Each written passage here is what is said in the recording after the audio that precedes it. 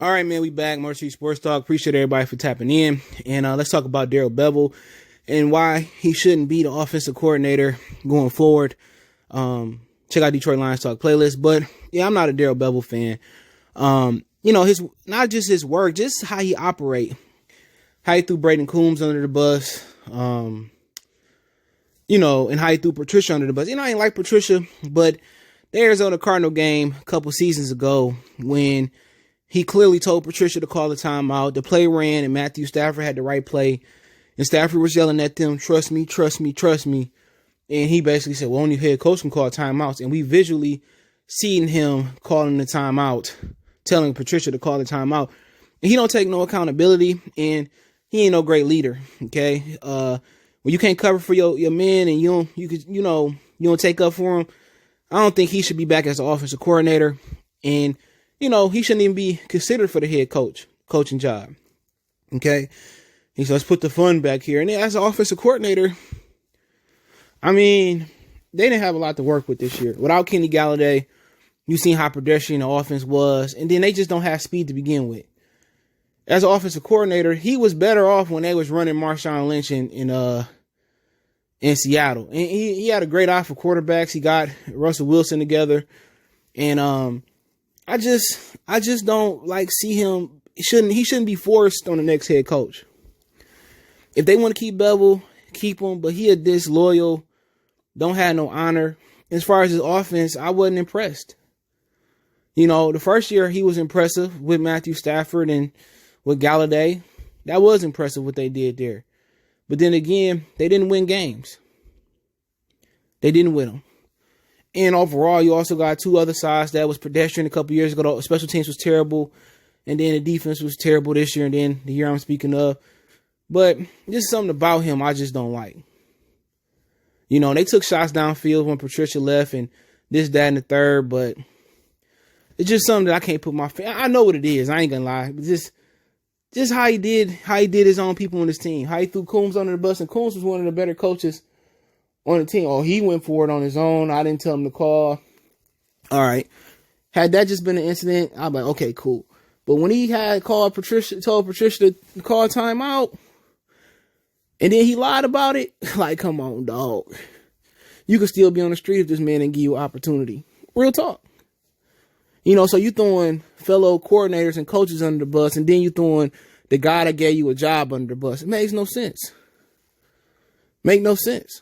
And it's a reason why he ain't got a head coaching job. Because he a conniving, snake, bitch-ass nigga. Straight up and down. Ain't no way to put it. In this offense, it ain't nothing wow. It's a West Coast offense. You talking about the creative coordinators in the league. You talking about Greg Roman and Eric Bieniemy. And, you talking about those type of guys. All his plays are just regurgitated West Coast offenses. Don't have a spin on it at all. Then you ask... They go draft number 7, TJ Hawkinson, and he don't even know how to get Hawkinson involved. And the only reason Hawkinson was a Pro Bowler this year was simply because of injury to George Kittle's, and really all the great tight ends are in the AFC. And there's no knock to him. He could be better than George Kittle's, but Darrell Bevell don't give him the opportunity to be better. They don't really call a whole bunch of plays for TJ Hawkinson. They don't get him going down the seams. It's like the same thing with Eric Ebron, the same thing with Brandon Pettigrew. They drafted them for what? When you look at when they drafted Gronkowski in New England, and after he really manifested into the player that he came to be at his height, he just wasn't a great blocker. Gronkowski was unguardable on crossing routes, unguardable going up the seams, unguardable on the post routes, unguardable on the corner routes. You know what I'm saying? Gronkowski was a tight end that they game plan for. And then when they stacked him with Aaron Hernandez, they was unstoppable. You talking about a great high-low situation where Hernandez can stretch the field with his speed and Gronkowski can work underneath. Or Aaron Hernandez can work underneath with his speed and Gronkowski can stretch the field. That's what you're talking about when you drafting a tight end. Having a game plan for him, having like, oh, we going to really get you involved. Do they really spotlight TJ Hawkinson? They can go out there with me, Micro Mike, and One Pride Nation out there at receivers, and they still going to target us more than they target TJ Hawkinson. It's just like they drafted Hawkinson, and they had no plan for him. Like DeAndre Swift, they had a plan for him. Kerryon Johnson, they had a plan for him. All right, we gonna ease them in the offense, and then we gonna run them. All right, or we gonna get DeAndre in the flats and get him on the hook routes and the crossing routes, and we gonna do option routes with him. Like with Hockenson and Pettigrew and Ebron, it wasn't no, oh, this we gonna do to him. It's like the same thing. No matter the coordinator, we gonna hit him here, hit him there. Like really, when you draft a tight end in the first round, let alone the tight end, you better be able to have a great game plan for him.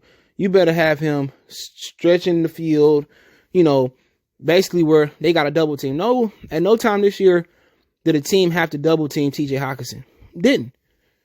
When you see teams start bracketing guys, tight ends, they would, they had Gronkowski in the slot, they had double them, tight end coming across, they have bracket them. There ain't nobody game planning for TJ Hockenson.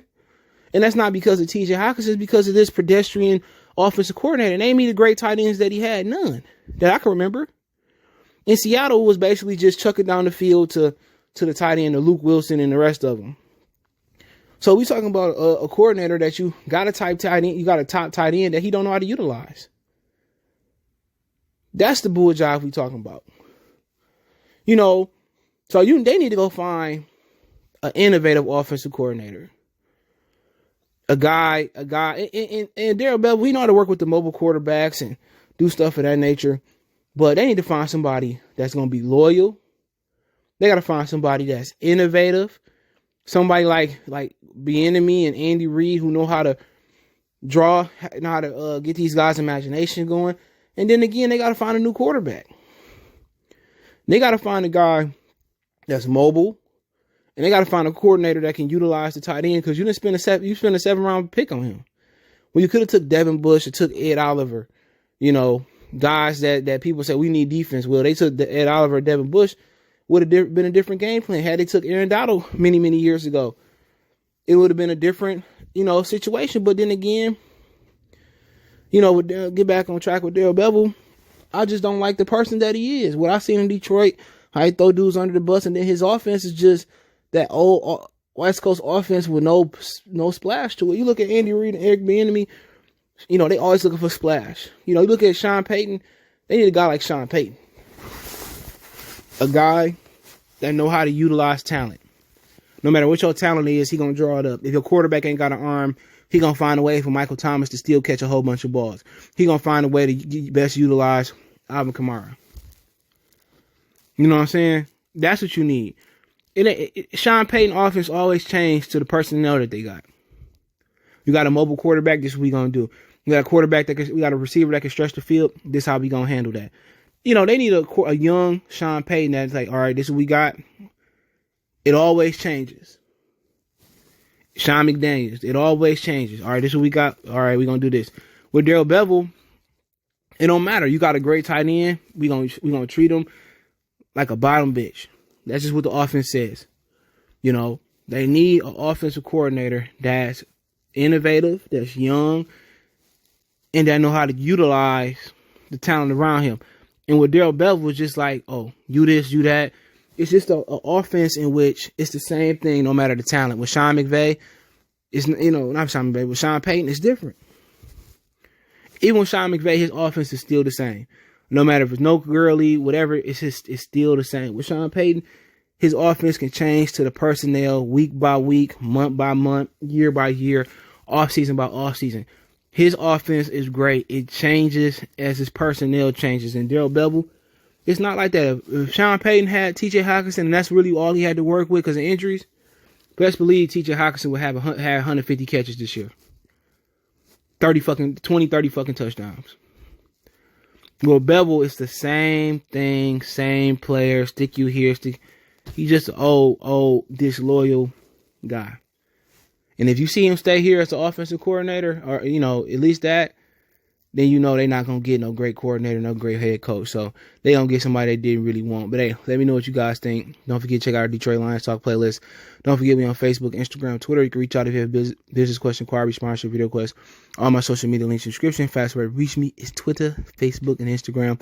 All those links in the description. Want to make a donation, Cash App, CJ Good 313. That's in the description. PayPal link in the description as well, too. Appreciate the love, support.